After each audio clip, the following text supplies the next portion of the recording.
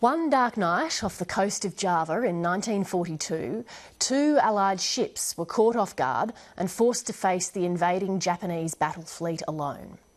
The Australian warships HMAS Perth and USS Houston fought gallantly against the odds, but both were torpedoed and sank within 30 minutes of each other. 1,100 Australian and American soldiers were lost at sea. After 71 years, only 10 of the men from HMAS Perth who survived the battle are still alive. And today's ANZAC Day ceremonies had special significance for them, as Lisa Whitehead reports. The young men who set sail on HMAS Perth over 70 years ago are now too frail to make the long ANZAC Day March to Melbourne's Shrine of Remembrance. But Perth men Fred Laslett, Basil Haler and Alan Guthrie were determined to be here today. Well worth the effort of getting up at 5 o'clock in the morning. You wanted to be here today? Yeah, very much so, because my time's running out, you know, I'm 93. To onlookers, there was nothing special about the presence in today's march of the banner of the American warship USS Houston.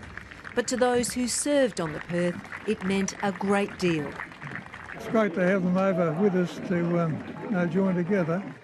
Tara Bolton's father, Sandy McNabb, was an HMAS Perth survivor. HMAS Perth and the USS Houston fought a mighty battle together and they both sunk together. A lot of the men that survived were prisoner of war together. Brings a tear to my eye. It's wonderful. That comradeship has lasted more than 7 decades, and USS Houston survivors sent the ship's banner to be paraded today alongside the Perths. First time that the Houston banner has been marched in an ANZAC parade on Australian soil, so it's a big honour to be able to be a part of it.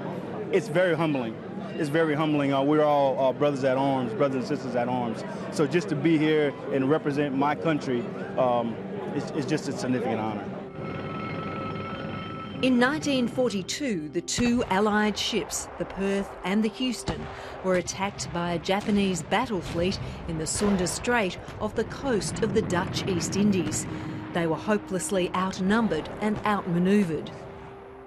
David Manning was on board HMAS Perth that night, a green 18-year-old cadet midshipman.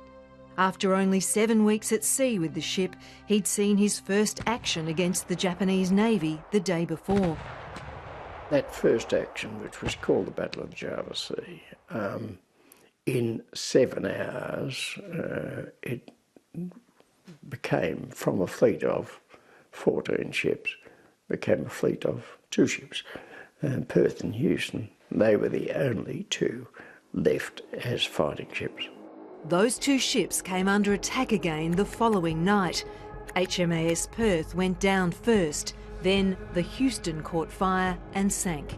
I'd climbed over the guardrails and I have no recollection of an explosion or anything like that. It was just suddenly I was corkscrewing in the water.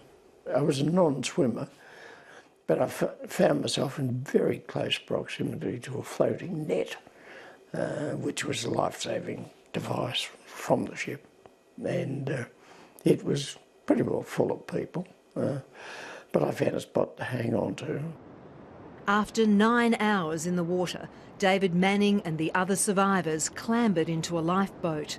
We stayed in this boat collecting more and more, both Perth and Houston survivors, and we finished up with a very loaded boat and attempted to get ashore. 1,100 men, including the 2 ships' captains, were lost at sea. 700 or so survived. And your parents had kept all the newspaper clippings from the time when the ship went down? That's right. Yes, there it is. That's the original telegram that they got from Navy. But surviving one catastrophic event only precipitated another.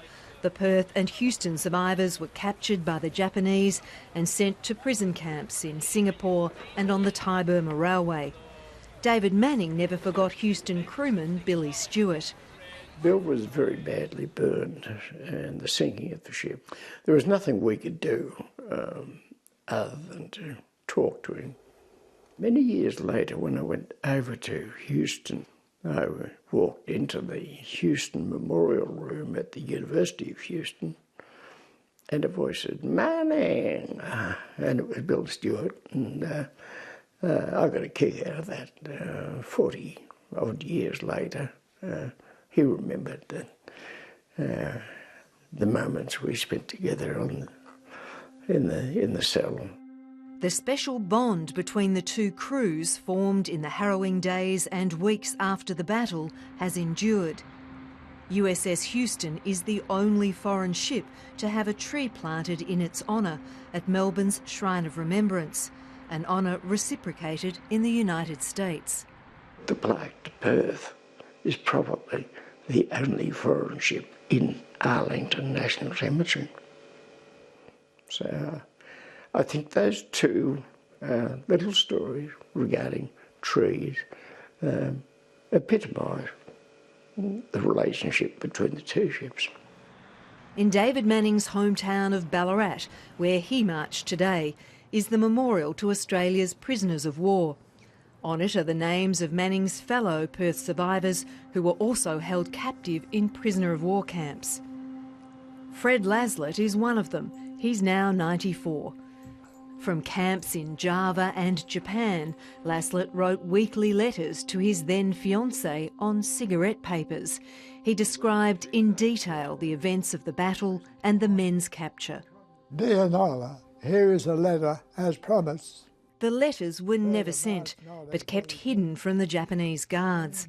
Fred Laslett brought them home with him at the end of the war, when the full story of that night in the Sunda Straits could finally be told. A minute later, a abandoned ship was piped, and to add to our despondency, we saw the Houston catch fire.